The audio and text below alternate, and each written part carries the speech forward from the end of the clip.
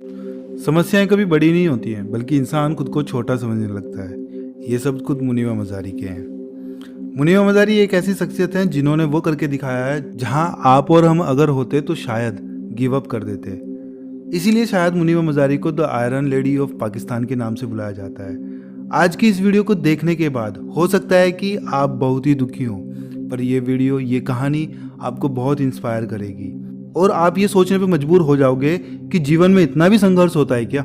मुनीबा मज़ारी अपनी स्पीच में कहती हैं, सब मेरी डिसेबिलिटी देखते हैं, मैं अपनी एबिलिटी देखती हूँ। सब मुझे डिसेबल बोलते हैं, मैं खुद को डिफरेंटली एबल बोलती हूँ। आपकी लाइफ में कुछ घटनाएं होती हैं और वो घटनाएं आपको तोड़ देती हैं, परेशान करती हैं, पर वो आपको आपका बेस्ट बना के देती हैं। मुनीबा मज़ारी महज 18 साल की थी जब उनकी शादी हो गई। उनके पिताजी चाहते थे कि उनकी शादी हो जाए, क्योंकि मुनीबा एक रूढ़िवादी परिवार से थी जहां लड़के किसी भी चीज के लिए ना नहीं बोल सकती थी। अपने पिताजी की खुशी के लिए मुनीबा ने शादी कर ली, लेकिन मुनीबा की यह शादी कभी हैप्पी मैरिज नहीं हो पाई।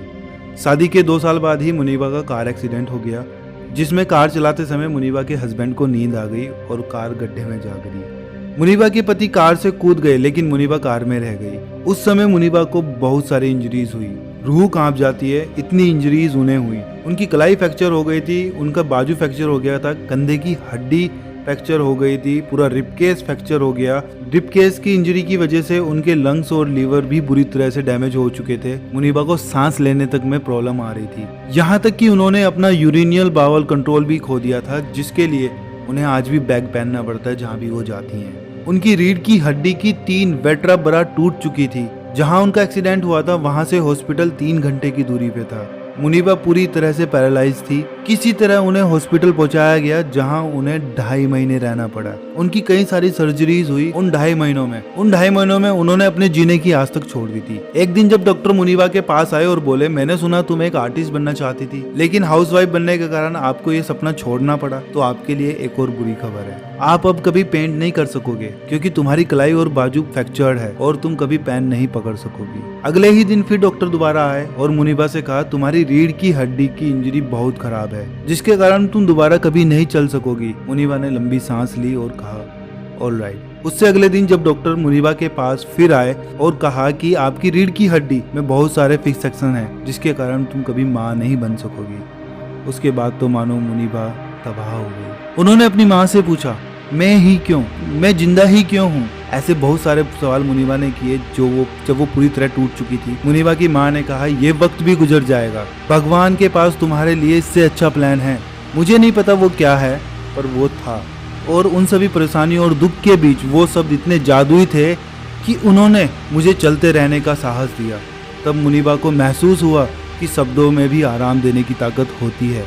एक दिन मुनीबा ने अपने भाई से कहा, मैं जानती हूँ मेरे हाथ डिफॉर्म्ड है, मेरे हाथ सही नहीं है, पर मैं हॉस्पिटल की सफेद दीवारें देख देख कर थक चुकी हूँ। इन सफेद कपड़ों को पहनते पहनते थक चुकी हूँ। मैं अपने जीवन में रंग भरना चाहती हूँ, मैं कुछ करना चाहती हूँ। मुझे कुछ कलर लाके दो और एक छोटा सा कैनवास लाके दो, मैं पेंट करना चाहती हूँ। उसके बाद मुनीबा ने अपनी पहली पेंटिंग अपने डेथ बेड पे बनाई थी। वो कोई पेंटिंग नहीं थी, वो एक थेरेपी थी, जिसका मतलब बिना कुछ कहे अपनी कहानी अपनी पेंटिंग में भरे रंगों से वो बयां कर सकती थी। उसके बाद उन्होंने बहुत सारी पेंटिंग बनाई।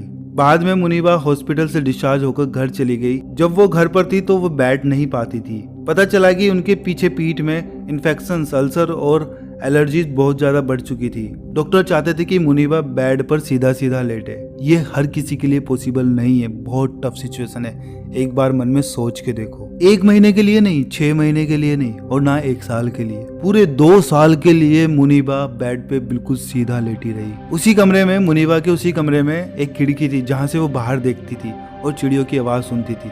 जब भी वो सुनती थी तो वो एक थॉट सोचती थी कि कभी मैं भी बाहर जाऊंगी। एक ऐसा वक्त भी आएगा जब मैं बाहर जाऊंगी और अपने परिवार के साथ मौज मस्ती करूंगी। उसी वक्त जब मुनीबा को रियलाइज हुआ कि लोग कितने लकी होते हैं कि उनके पास पैर हैं, उस टाइम मुनीबा ने डिसाइड किया, जब वो बैठने लगेगी ना तो वो इस दर्द को सबको बताएगी।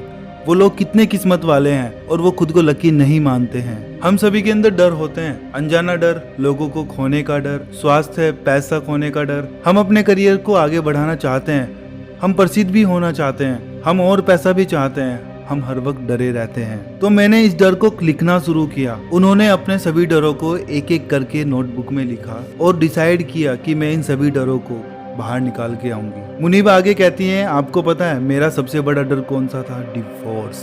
और मैं उस इंसान के पीछे पड़ी थी जो मेरे साथ रहना भी नहीं चाहता था। मुनीबा ने खुद को मेंटली और इमोशनली बहुत मजबूत बना लिया था तब तक, जब उसे ये पता लगा कि उसके पति दूसरी शादी करने जा रहे हैं। तब उन्होंने अपने फोन से अपने पति को टेक्स्ट मैसेज किया, कांग्रेचुलेशंस, हैप्पी मैरिड लाइफ, और आप खुश रहना, मैं बहुत खुश हूँ आपकी इस कामयाबी से। मुनीबा आज भी उनके लिए दुआ करती है, उस इंसान को ये बात पता है। मुनीबा के लिए दूसरा डर था, मुनीबा कभी माँ नहीं बन पाएगी। ये डर उनके लिए बहुत पेनफुल था, लेकिन बाद में मुनीबा ने सोचा कि दुनिया में ऐसे कितने हजारों बच्चे हैं जिनके माँ बाप नहीं होते, मतलब दुखी होने का कोई मतलब है ही नहीं। दुनिया में ऐसे बहुत सारे बच्चे हैं जिन्हें गोद लिया जा सकता है। इसी कारण से मुनीबा ने अपना नाम बहुत सारे ऑर्गेनाइजेशंस और अनाथालय में दिया। 2 साल के लंबे इंतजार के बाद मुनीबा के पास कॉल आया। आप मुनीबा मजारी बात कर रहे हैं, क्या आप बच्चा गोद लेना चाहते हैं? तो उन्होंने सब्र का बांध तोड़ते हुए कई बार कहा, हाँ मुझे ये बच्चा चाहिए, मैं आ रही हूँ उसे लेने, जिसका नाम उन्होंने नायल माजरी रखा। जब मुनीबा माजरी ने सबके सामने आकर अपने बारे में बताना शुरू किया, तब उनका ये बहुत सही निर्णय था, क्योंकि उसके बाद उन्होंने पीछे मुड़ के कभी नहीं देखा। उन्होंने मॉडलिंग कैंपेन किए, पाकिस्तान नेशनल टीवी पर एंकरिंग की, यूएन में पाकिस्तान के नेशनल एम्बेसडर बनी, और आज लोगों के हक के लिए स्पीच देती हैं, एक मोटिवेशनल स्पीकर है। दोस्तों, कभी ज़िंदगी में हार नहीं माननी चाहिए, चाहे कितनी भी बुरी सिचुएशन हो जाए। मुनीबा कहती हैं, अगर आपको रोना आ रहा है ना, इट्स ओके, अगर आपको पेन हो रहा है, इट्स ओके, लेकिन हारना कोई सोल्यूशन नहीं है।